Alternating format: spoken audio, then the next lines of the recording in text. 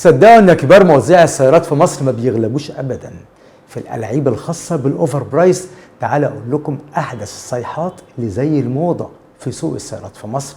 تابعونا في كلام من الاخر.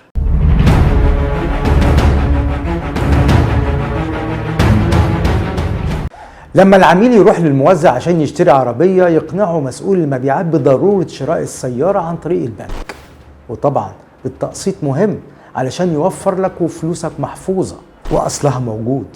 يفرح العميل ولما يبتسم ابتسامة الرضا يقترب منه مسؤول المبيعات هامسا: بس خلي بالك، انت هتدفع سعر العربية المعلن في البنك، أما سعرها عندنا هتدفعه هنا اوفر برايس 100,000 جنيه. يعني الموزع اللي باع وأخد الاوفر برايس حسب نوع السيارة لا دفع ضرايب ولا يحزنون، والدنيا معاهم ماشية كده. ده كلام من الآخر.